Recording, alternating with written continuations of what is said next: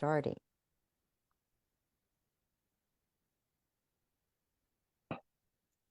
Hey, everybody. Hold on one second. Okay, hi. Hi, everyone. This is Yayoi from Brain to Belly. And today I have a fellow coach whose name is Lee Squire. What a cool name. Yes. And this is my first time talking to him. I've seen a few of his interviews, clips here and there, but that's about it. So, this is something new for me as well. So, Lee, welcome today, and thank you for joining me. Of course, yes. You are infamous as well as I am infamous. So we've heard about each other, but now we're getting to experience each other. Yes. Um, and for your audience, I'm a pivot coach. I help people figure out what the bottlenecks in their lives are so that they can get to that dream life. And I think one of the most important things for me in my journey was figuring out my health so that I could make all those changes. And I think where better to start than here? And I think what I want for all of the people who follow me is to understand you have options, you have choices, even when the world tries to make you think that you don't. But it all starts with having the right guidance, feeling supported. And I want you guys to be able to hear all the questions so you know what it's like to work with these people that I interview. Thank you. Thank you. Yes, and I know that also interviews a lot of other coaches so that he can recommend people to his clients, right? Coaches to clients, and kind of like a connector, I think. That's what I the am. impression I got. Yes. It's a good And impression. It's a good impression. yes. So, oh, tell me a little bit about how you got into the coaching. And I love the term pivot coach. That's such a great term. So how did Oh. you come up with that and how did you get into this? Yeah. I really, really love organizational psychology, which is like the psychology of how people work together. Mm-hmm. But no matter how skilled you are at working with people, there are certain people you're not supposed to work with. And So true. I find Oh a yeah. lot of people quiet quit when that Mm-hmm. happens. They're in a bad environment. They're not where they're supposed to be. So they just shut down. Yeah. And to me, that's such a big loss because your potential, you have value, you have a skill set. You're just around people who don't listen to you. Yes. I So can totally relate to that. So my gift to people is helping them see their value, get their value, make a plan. You might fail, but then you'll just plan again and then do it. But staying in a place where you're not valued is it's not an option really. It's toxic. Yeah, Very and toxic. yeah, I understand what you're saying because you're kind of like you're keeping yourself locked into that position when, if you had a little nudge from a good coach or just somebody to kind of say, hey, there's a window or there's a crack over there that we can just pry open a little bit. Exactly. Exactly. And it's so weird how the world becomes big when someone tells you where that crack is. Yeah. Oh, yeah. Yes, yes. So, Lee, I'm just curious now. Have you had an experience like that that prompted you to do this work, or Oh, what prompted several. you? Oh, okay. Several. Here's the thing that you have to know about me. I Yeah. do have anxiety, but Okay. you want to coach with anxiety because people who have anxiety understand the importance of minimizing stress, Yes. minimizing overwhelm, um, systemizing my life so that I can be successful. So it's Yes. not just that I want to do something, all of the systems in my life are supporting what I want to do. That's Beautiful. what most people need help with. But Beautiful. Yeah. there's been a lot of situations that I don't want to go into all of them. But what I will tell you is one time I had a therapist, a Mm-hmm. psychiatrist actually, and I told her I just didn't know what to do. And I was probably like 10 or something like that. So it was over something ridiculous. But what she Uh-huh. told me was one day she was at the beach and her husband would walk all the way down the beach. Mm-hmm. And the first part of the beach, it was full of people, crowded, waste, rocks, pebbles, stones, dirty sand. And then she went a mile down and less people, better sand, cleaner water. Yeah. And what she said is there are so many people who will sit in this crowded space because they won't walk down. Yes. And I can't even remember what the situation she told me that was for, but it changed the way I think. And listen, I have a worth. And if you if you can't see it, you might miss me. Yeah. So that's kind of how I kind of got on this path. Wow. I love that analogy of the beach. It's so Because great. I wish I would yeah, have thought of it. yeah, me too. I know that's what I was thinking. I was like, wow, what a great analogy because it's so true. A lot of us stay stuck in that one place and we forget. See, also society, I think, puts that pressure on us and kind of makes us stay where we are because it's also easier to control people when they're not open, right? When they can't see. So Yeah. I mean, I hate to be like, the devil's advocate saying that, but it's easier to control people when they're not seeing what's also out there. Yes. And we come from very different cultures, but I think we both have seen that generational trauma allows people to think that they're benefiting other people by forcing them to be something that they don't want to be. Yes. And Yes. it's so hard to go against that if you're not really in tune with your body. Yes. Yes. Enter And you. yeah. Yes, and thank you, thank you. No, one of the things I always say to my clients is listen to your body. And they go, Mhm. well, if I listened to my body, I wouldn't be in the situation I'm in right now. And I'm like, yeah, but you could start now. Yes, And it's never too late to start listening to your body. And it takes practice, definitely. it definitely does. Yeah. And I mean, I remember I think the first time I heard that expression, listen to your body, was probably when I was in seventh grade or something, or eighth grade. Mm, And I was heavy as a seventh grader, eighth grader, because at that time I was using food as a coping mechanism. And it was mm, my way to kind of create an armor of fat around me so that mm. people wouldn't hurt me because I was being bullied a little bit and I was lonely. And yeah, I was in an all girls Catholic school. Oh no. Yeah. So, it was tough. And then one of my friends said to me, one of the close friends that I had, she said to me, because she said, well, because I was always struggling with my weight. And she said, well, here's something that somebody told me and it might be helpful. So listen to your body. And she told me that. And I was like, wow, I never even thought to do that. And that was like a whole new concept to me to listen to my body. Because I think intuitively we know this as kids, but then, slowly the world around you kind of tells you don't listen to your feelings because you're always gonna feel hurt or you're gonna feel sad or whatever, so you shut down and you're Mhm. like you don't listen to your body because it's going to hurt you even more And sometimes. the funny thing that I'll add to that is a lot of the time in my life, I Uh-huh. listened to people who weren't listening to their bodies. Yes. So I was stopping my own intuition from somebody who was just like, you know what, I've heard of this situation before, and it doesn't seem like it can be profitable. It doesn't seem like it can be successful. It doesn't seem like it's going to be your next step. The problem with that is if you're going to do something extraordinary, that means the world has not seen it before. So if you're always going off of the logic of I haven't seen this before, you're setting yourself up to fail. Oh yeah.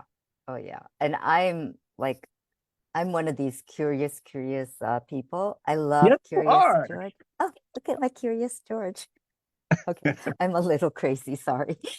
No, I actually really appreciate that about you. And not only that you're curious, that you're open with that curiosity. Because to me, when I'm looking for a coach, I don't need someone to tell me that they are Olivia Pope or Annalise Keating when they're not. I need somebody who is invested in figuring me out so that I can get where I need to be. I need somebody who's going to tell me what I need to hear, maybe even hold me if I have to cry after they tell me. But I'm invested in making a change. Yeah. So I And need somebody like that. yeah, thank you, thank you. No, I like being curious. I'm a very see, in my personal life, I'm very much into animation, sci-fi, um, fantasy, all of that. I'm like, and as a kid, I used to read books all the time, and they were like adventure books and mystery books and all of that. So I'm very much into that. And I think that's where all of my curiosity comes from. I loved Curious George growing up when I was a kid, and the man with the yellow hat. And yeah, I think that curious part did get me in trouble as a kid as Oh, well. same, same. Yes. We were in the same timeout corner, Yes. I fall, my or on mother has opposite said to sides. me, I remember one time she said to me when I was growing up, she said, be careful when you're going near the pond because there's some moss that's slippery. And I know you want to look at the carp and you want to see it. But she said, be careful and don't get too close. Well, you know me. I got close. I fell in. This was a dead of winter. So, that. But curiosity is, as a kid, I mean, as a parent, I'm sure it's very difficult to have a kid that's so curious. But on the other hand, as a person, having that curiosity opens up so many possibilities. And there are infinite worlds, infinite things that you can reach out to and just use your Mhm, imagination. mhm, And, as children, when we were kids, we used our imagination so much. I mean, I'm sure mm. most kids had an imaginary friend, right? And I remember moving in, like going from my imaginary dinosaur world into this futuristic world or whatever. Um, and having that curiosity, I think, has helped me as a coach. And so tell me about some of the curious things that you encountered when you were growing up, or what inspired you to get into psychology and coaching and all of Um, I don't even know where to start. Well, that. first I'll say is when you are curious and you know multiple topics, it's a lot easier for you to help your clients out. If you That's only true. know one thing 100%, but you can't translate it, then it's no good. So I Right. appreciate people who have multiple disciplines because most of the time they're able to bridge and meet you somewhere with some kind of Rosetta Stone. Hmm. Um, for me, I mean, I don't want to say I was difficult. I wasn't difficult, but like I have a learning disability. So it took me a long time to understand the world, Hmm. like not grade wise, but just understand why people were doing things the way that they were doing it. It just didn't make sense to me. Right. Um, and it wasn't until much later, probably college, where a college professor pointed out to me that that was a superpower. I actually had something that other people didn't have. Hmm. And that never occurred to me. I thought something was wrong with me because I just saw things very differently. So my way to be better, to rise to any occasion was to get as much education, as many certifications, because even if people didn't understand me, I was like, whoa, I got the certification, so I'm good. So I I think get that. that kind of led me Hmm. to um, doing that. It was like a form of, I don't like saying validation, but I guess it was validation. It was more so that like you don't have to like me. I got the credentials. Like, Got it. um, Got it. Yeah. it was a protection. It really Yeah. was. Um, but I think that it was always rooted in wanting to be someone who contributed to the greater scheme of things. Yeah. That's always the most important. As a coach, I think the most important thing is to have that heart that you want to serve the client. You want to be able to guide that client to be the best version of themselves, help Yeah. them to be the best that they can be. And, as a coach, that's my job, is to kind of guide them so that they can figure out what avenue they want to go into or what road they want to take, right? And Yes. and if they go in the wrong road and they want to come back, they know that it's safe to come back here, Back. and I can help them, navigate again where they want to go as well. I think all of that is very beautiful, and the things that you look for in a coach. I think for me, Mm-hmm. with my clients, it's most important for me to let them make choices and feel supported. And Mm-hmm. that's different from what most coaches do, Mm-hmm. because I want you to know that you have the power to take your life in any direction. Yep, I agree. I'm going to have your back no matter what it is. But mind you, my services pair with other coaches. So, for Mm-hmm. instance, if someone is just learning what you're learning and then they're also learning e-commerce, I'm working on figuring out what is the bottleneck. How can we make this easier? What is the chair you're sitting in? Where are you most productive? And I'm giving you all this information so that you can make a decision. I'm not trying to guide you anywhere. I'm trying for you to see everything and then we'll make a plan together. Mm, But yeah. I think I, what you're describing is what most coaches are doing. Yeah. right, right. Yeah.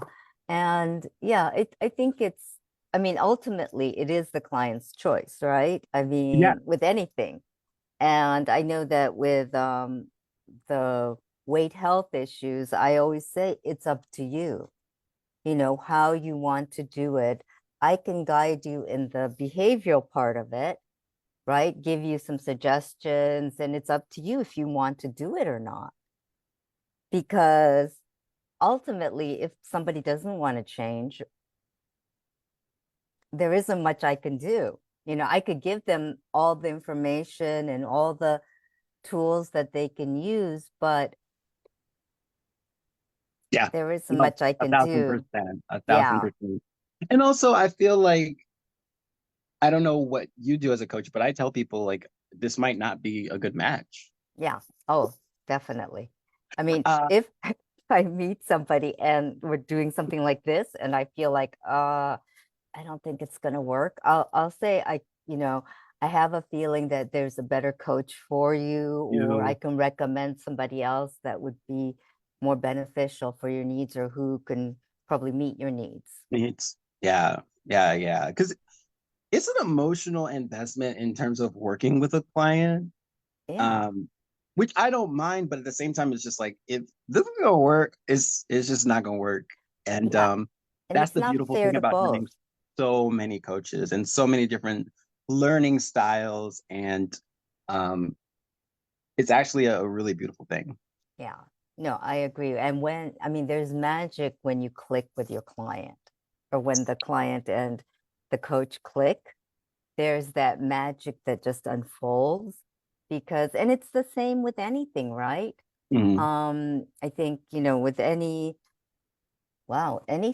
any relationship or even if it's like food, or even if, I don't know, I always go to food, but, um, even if it's food, even if it's books, if movies, if it's not something that you resonate with, you're not going to feel invested in it at all. Yeah. And it's not going to be beneficial for you. You can, force yourself to read a book because somebody said it was a good book to read, or it would be good for you. But if the writing style isn't something that you can resonate with, you're not going to read it. I mean, you may Or you're gonna force your, struggle through it. You're gonna really struggle through it when there's probably another book that you yeah, wouldn't struggle through. Yeah. exactly, exactly. So I think it's really, the client and coach relationship is really something that both parties need to figure out if they're going to work, if it's going to work or not.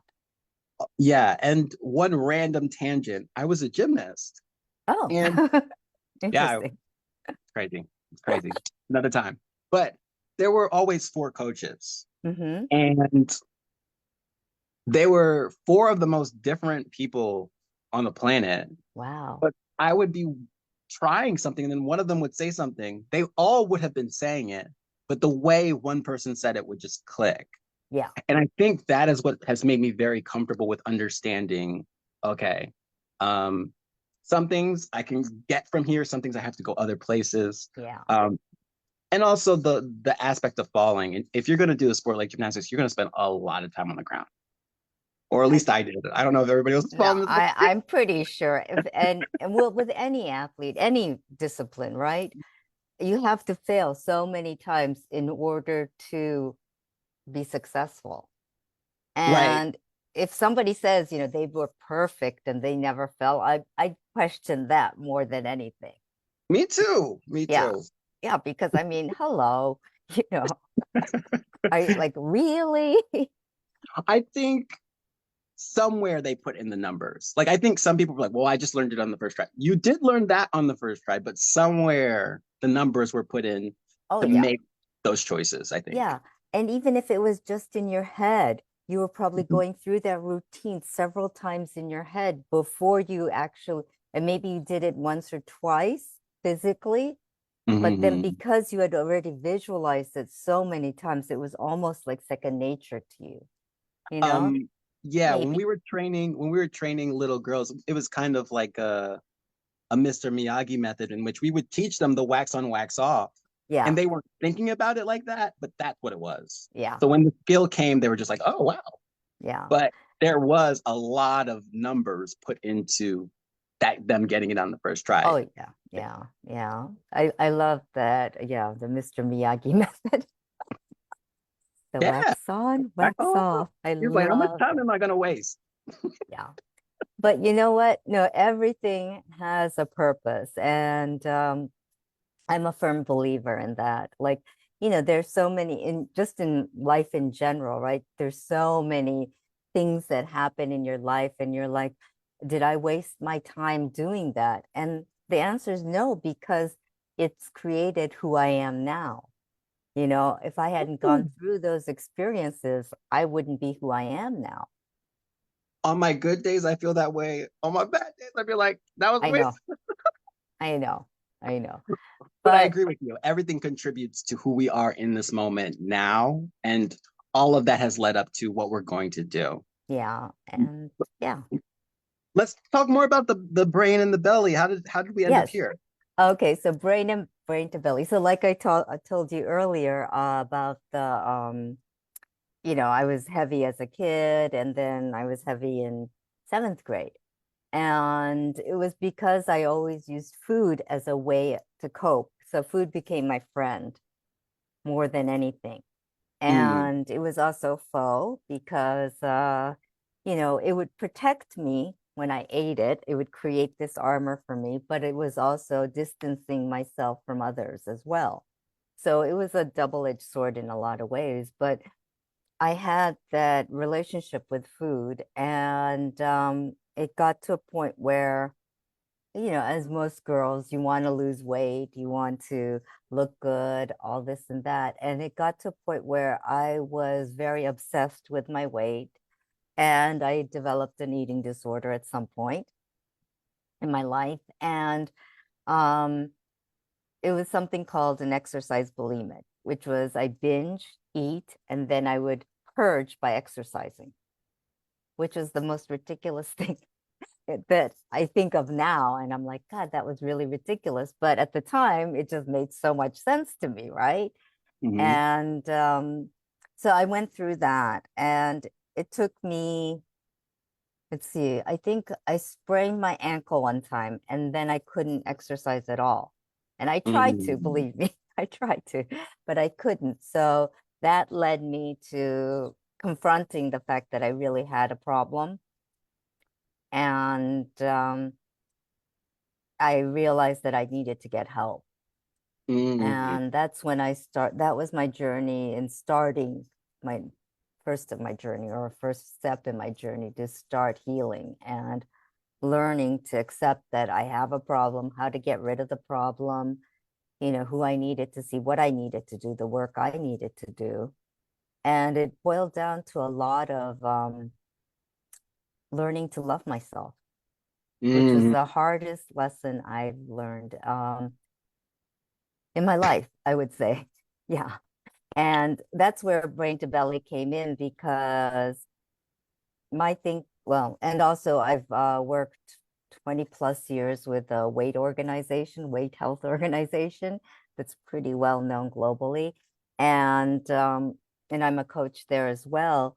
And I think I know that with a lot of people, it's everything starts up here. And, Mhm. I'm also a neuroencoding specialist. I don't know if you're familiar with neuroencoding, but I like how you it's, just put that out there, like, oh yeah, I'm just also. It's like, by the way, well, no, we know you're a professional.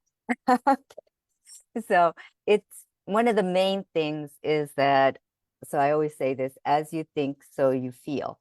As you feel, so you do. And as you do, so you have. So think, feel, do, have, right? And that's a lot of what most people do. So if your thinking is always in the negative, yeah, you're going to feel crappy about everything, you Mm. know?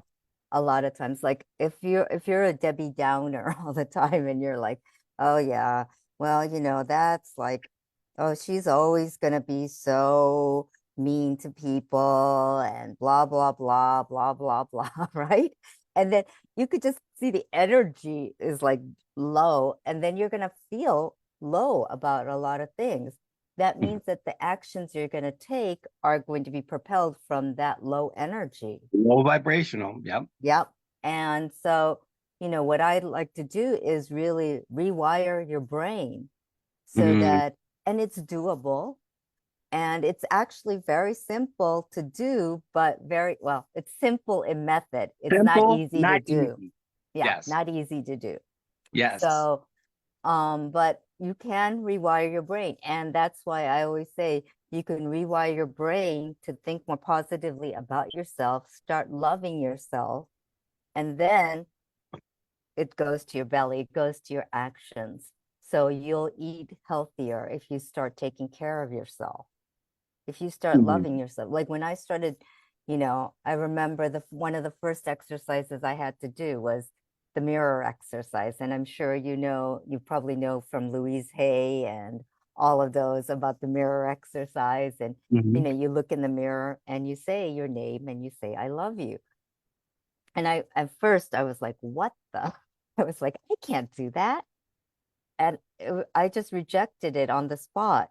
But then, my mentor kept on saying, well, if you don't do it, you're never gonna know. And then I was like, yeah, you're right.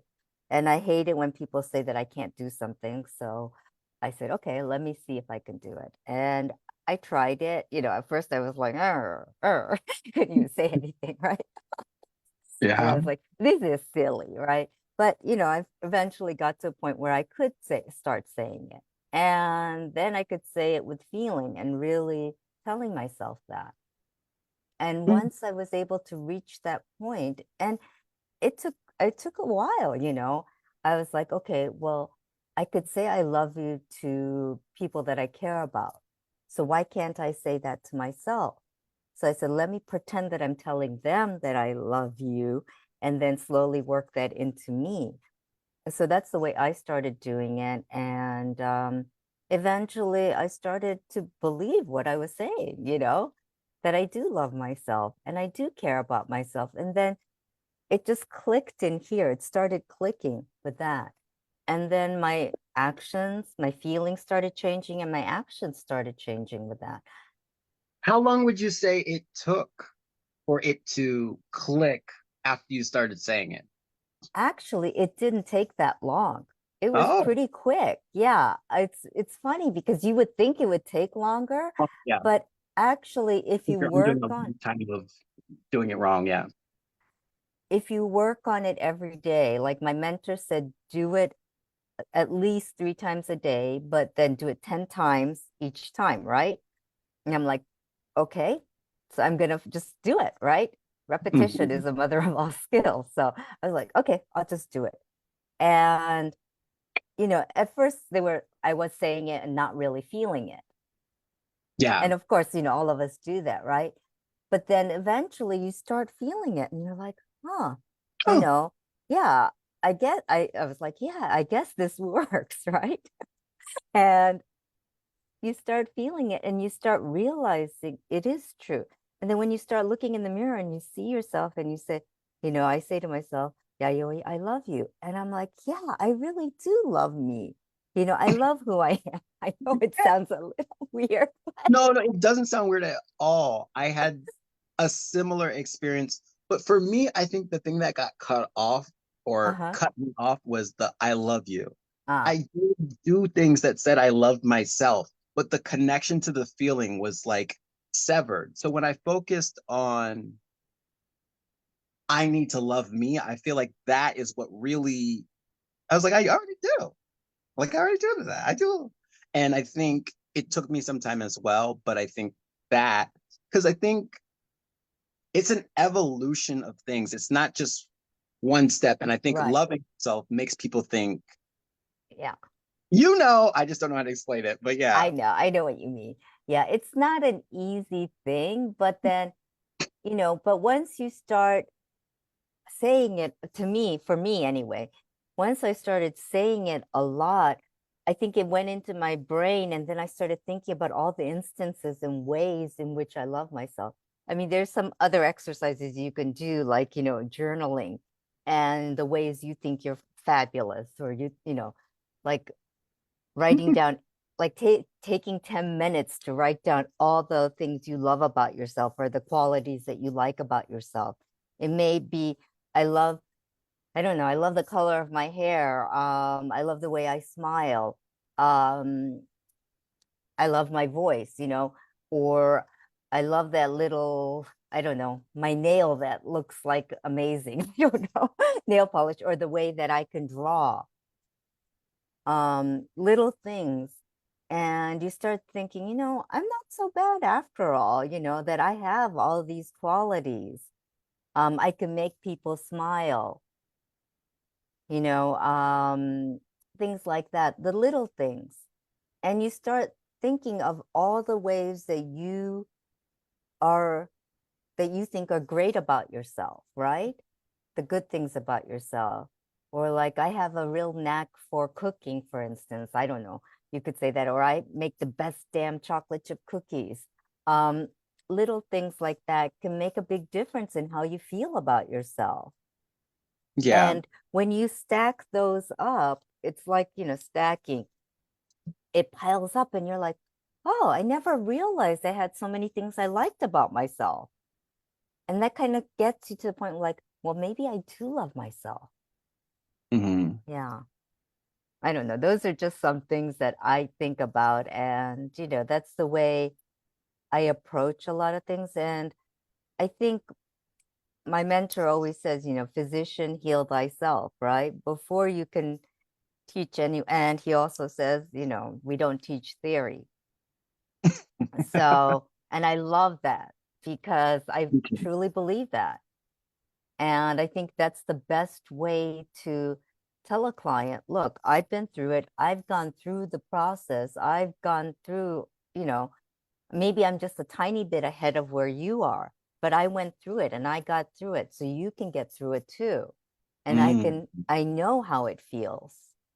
And especially with the weight health issues, losing the weight, keeping it off. And I remember the cycle that I used to get into, like, I'm not good enough. So Mm. why should I even bother? You know? And it was that spiral, and you go back into that deep dark hole. And it Yeah. causes so much problems. Um, because once you get healthy, you avoid negative people. Oh yeah. So if you are in that spiral, not only are you in that spiral, healthy people are now avoiding you. Yeah. Well, So it's a yeah, it's a hard place to it be is. in without a good coach. Yeah. Yeah. And even if it's like, yeah, you're right. Because, we always say, I'm also part of the Tony Robbins world. And we always Me say, too. yeah, five people that you surround yourselves with, right? Yeah. And yeah, 7 degrees. 7 degrees. yeah. Yes. And it's really, who do you surround yourself with? Because you're going to take on their energy as well, right? And I'd like to surround myself with people that are going to elevate me and that I can elevate as well, so we can grow together. And I'm sure that, in the process, as I've grown as a person, I've had to leave behind some people because their Oh, it's hard. vibration, their energies just It's just, weren't meshing. Yeah, they weren't working together. and it's not even just like, I think we think you got to leave someone behind because they're stealing or they're hurting. No, no, It's no. you can't escape the trauma that your parents put on you, and you grew up in an environment where people are fighting, so everything you do is searching for a fight. Yeah, That is so stressful. Like, that is yeah, something that you bring everywhere. That is a lot for other people to take on. yeah, And people can tell you that, but until you have that humbling moment where you go, oh, I need to change, what you're bringing everywhere is heavy. yes, It's heavy. yeah. It's true. And it's really, like you do psychology, so you know that when you step out of yourself and, take a different perspective on the same situation, um, you see so many multiple things.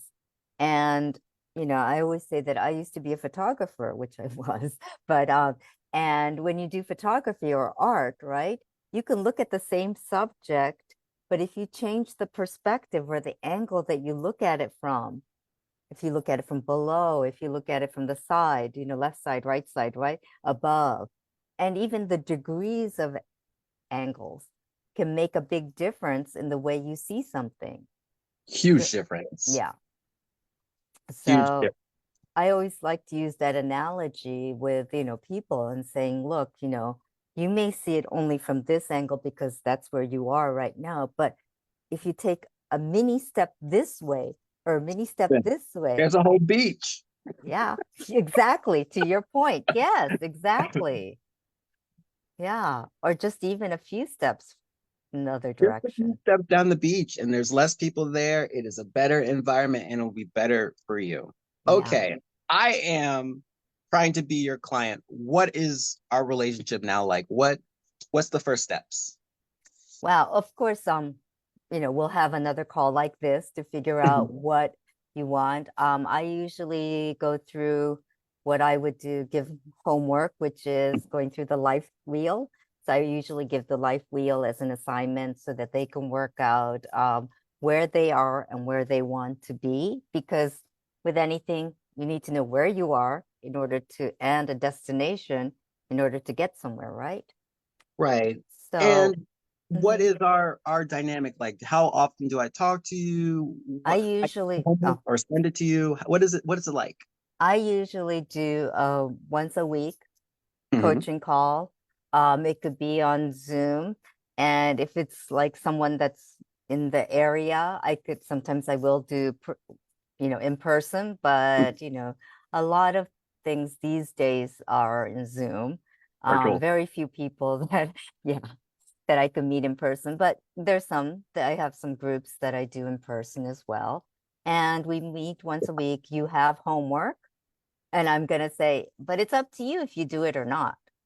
Hmm. Like I say, it's up to you. I'll be your accountability partner, but you need to be accountable to yourself. If you don't do it, that's okay. That's okay. Just do it for the next time. Because the more you do it, the more we can work on things together, right? And if you do your part in the homework, which is usually about, doing work in internal work, right? And I can't do that for you.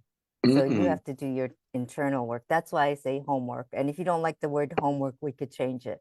There are assignments that you have to do. Or we could find another term that Well, works. But it is for your home. yeah. It Oh, is, it I really. love that. Yeah. Um, okay, so I'm gonna throw a curveball at you. So when I hit my PTSD, one of the things that I did is I was hitting the gym very, very hard, because I was trying to search for that um part of me that I thought was best and the best. Hmm. Um, but constantly neglecting other things to be at the gym all the time. but I have this anxiety about how I look and how I feel. What is the work that me and you would work on together from that? Because I do still need to be active and stay healthy, Right. but my Yeah. image is now tied to looking a certain way and what other people think. So what's the line we walk with that? We would work on the internal part first. Yeah. I Mhm. mean, you can continue doing what you do because you need that outlet, but we'll start working on what what is the reason or what propels you to go out to do the workouts, or what, what is the impetus, right? Or what is going to, yeah, that is making you go do that? Or why do you do that, right? What is the why behind that? And then we'll work on that. We'll work through, what does working out do for you? What does, those are questions that we would work on, ask ourselves. And what do those actions require of you? And maybe we'll do, write out a list of pros and cons and weigh them out. See, what is it that you're really after? And What is the your ultimate? yeah, the main question is, what do you want? Mm, And what are you working towards with that, right? What is that getting for you? So it's really, what do you want? And that answer is really going to help you to figure out how we're going to move forward. proceed. Yeah. Yeah.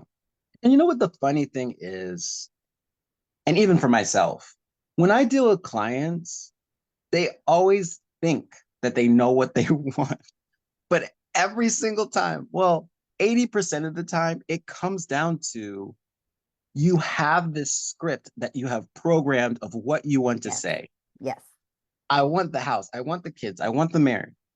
But most of the time, when you actually talk about what the marriage looks like, people are like, I don't want that. Yeah. I Well, want yeah. somebody living in my house, but you said you want the marriage.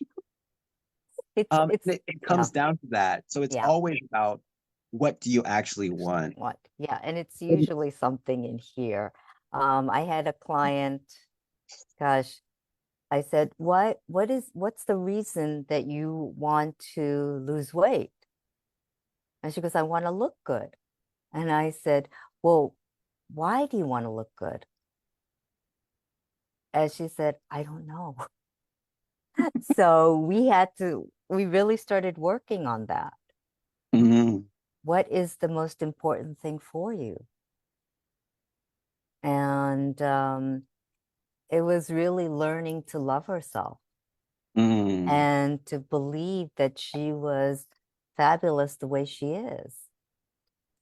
And that And it has nothing to do with the way she looked, you know, it was the way she felt about herself. and that is something you need someone to hold your hand through. It Oh yeah. really is. It really is. And it seems like when I tell people you have to figure out what you want, they're just like, oh, I got that. Got it. And it's, It yeah. And I think, well, since you're in the Tony world, you know about Gene's seven layers, right? The yeah, seven layers deep, right? Yeah. So, it and got there's, real personal. That got real personal. yeah, yeah. But, it's valid. It's really Really valid when valid. you go seven layers deep. It's like, why do I want that? Really? Why do I want to look good? Well, I want to look good because I want people to accept me. Okay, Mm. but why do you want people to accept you? And it's like that little kid saying, why? But you know what? It's annoying, but you have to sometimes get to, it's like peeling that onion, right? Or I don't know, kind of like, and getting down Yeah. to that part. Yeah, because if you don't figure that out, you're never getting to the root of it. And the root is what coaches are for, to get it, Yeah, pull that crap away. You're trying to get to the root. But yeah, also, I think the best thing about the seven layers deep is it forces you to be your own advocate because yes. you're just, like, oh, that's sad. And all True, of a sudden, true. you're not looking at yourself as just trying to do something. You're just like, oh man, this is a wounded person. We're Yeah, dealing with a wounded person. And I like that you're now looking at yourself as someone who deserves to be advocated for. yeah. That's beautiful. Yeah. So we've been I got talking. one Okay. more curveball for you. Okay, Okay. so Okay. I don't know if you know this, but I went gluten free like 10 years ago. So like Okay. now when I come home and or my mom now does everything gluten free, which is beautiful. Wow. But like before I would come home and there'd be festivals or family gatherings and there'd be so much food. Right. And when I was depressed and isolated and stuff like that, the only joy I was really getting was from food. Like I was like, Yeah. oh, food. Yeah. Uh, or when I was with people, it was focused around food or Yes. Oh, you froze. Oh yeah. no, you froze. I didn't Oh, get catch that. Sorry. am I back? Yeah, you're back. I can hear you Okay. now. You Okay. said I was yeah. just saying there was so much sadness, and then now I have to fix the food part, but the food part was the only part I was getting joy from. How do you look at that? Well, we would look at, is it really joy, first of all? Is it a double-edged sword? Also, what is the part that you really enjoy of the food? Because after the first 2 or 3 bites, you're not really tasting the food. Are you really tasting all of the food? Is another question I have for you. Mm, Because after, like, okay, let's say I love chocolate, right? And after the first 2 or 3 bites, you're not really tasting the chocolate. Are you really tasting your food? That's another question. Or are you using the food to mask something? What mm, purpose is the food serving you? What purpose does it serve? Those are questions that I would ask. And then inevitably it goes to something else. The food, yeah, it gives me a little bit of pleasure, but it may be just instant pleasure. It may not be getting at the root of it. So it's basically big. a band-aid. Food is just a band-aid in a lot of cases. Hmm. And you need something that's not going to be the band-aid. Because It I could could even put be worse multiple than the band-aids Band-Aid. on me. Yeah, yeah. It could even be worse than the Band-Aid in a lot of cases because Yeah, uh I talked with the Health Healing Network yesterday, and she was just talking about how she had multiple allergies. So as she was yeah, trying to comfort herself, I yeah, think she was talking about like soup. She was like that actually had something in it that was making it worse. And yeah. I think that's exactly what you're saying. Yeah. Yeah, and it's true. Your body, I mean, with everything that's out there right now, like all the processed foods, all the sugars, all the chemicals out there, don't get me started on that, but that's another hour, right? But you need to think about what you're putting into your body. And a lot of the chemicals and a lot of the processed foods, our body is an organic system, right? And some of the things we can't process it. So what happens is it starts accumulating in your body, and that turns into allergies usually. So if your skin starts breaking out, like my skin broke out, because I was eating certain things and that wasn't being processed in my body properly. So I started getting rashes, and it's your body saying, I can't process this. I have to let it out somehow.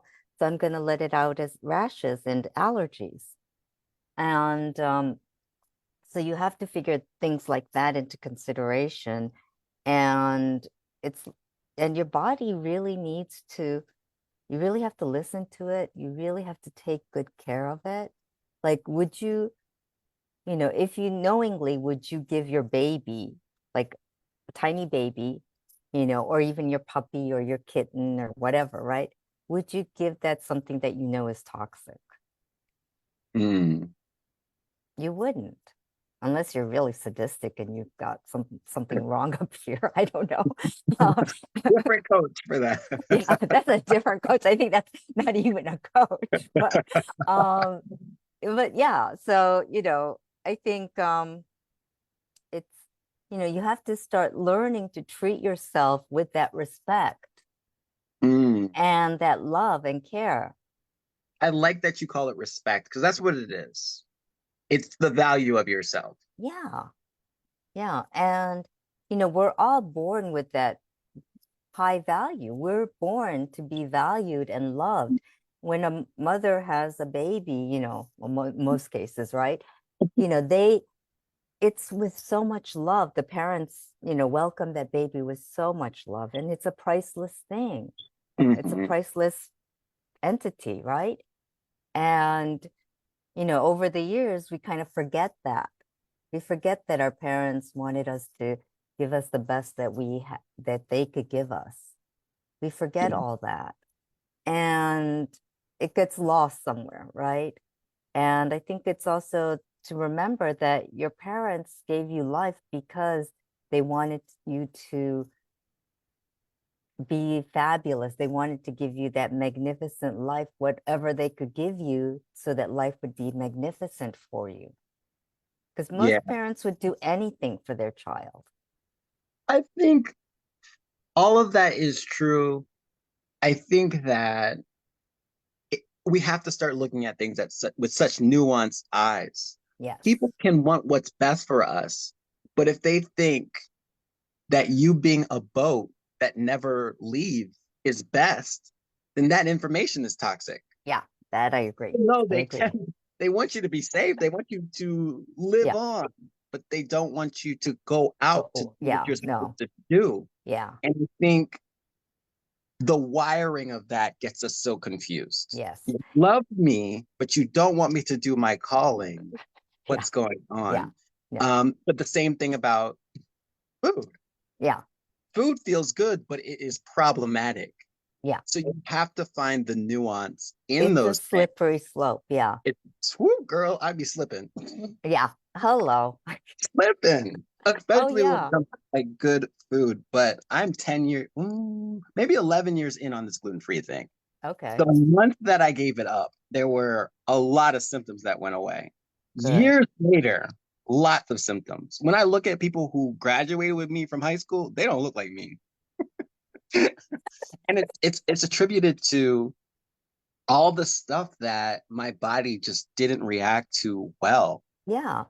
And Um, yeah, it's I so think true. it's a high functioning thing for some people because their body is telling them, hey, you can't do this. Whereas there's some Yeah. other people whose bodies don't like it, Yeah.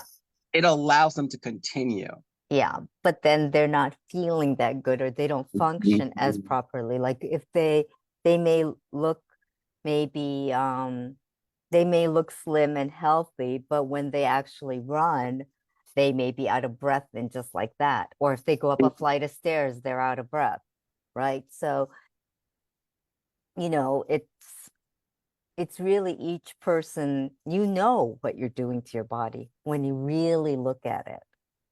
And you know how it feels. And Yes. the other thing about listening to your body is it's not a okay, I heard you. It's like you need clarification. Yeah. Yeah. Continuously check in with yourself. And I Yes. think some people just want one answer, Mm-hmm. and I haven't found that yet. I don't know if you Yeah. found It's not one answer. Well, I think the main answer is tied to how you love yourself and how you respect yourself. it. And I think as a coach, that's where I want to get my clients to, that point, because then they can do their own inspection, own look inside themselves and figure it out. And that's my role, is to help them to figure that out, so that they can go into loving themselves and caring about themselves. So I hate to do this. I want to continue the conversation, but No, I think great. yeah, we've been going on for like so long. It was a great conversation for me. Yes, likewise, likewise. So thank you, Lee. Where can people find you? And you said you were on Instagram more than Facebook. So I what's am on your Instagram mm-hmm. um, at Lee D Squire. Okay, D And Squire. all my handles on all my social media, but find me on Instagram and then come and comment on a coach you like. If you guys comment on a coach, I will get them in a mastermind and the mastermind will have them discounted. So come. Okay, thank you so much for being here today. And people reach out to Lee, and yeah, and he will set you up. All right. Okay, thank you so much. Take care, Bye. everyone. Bye.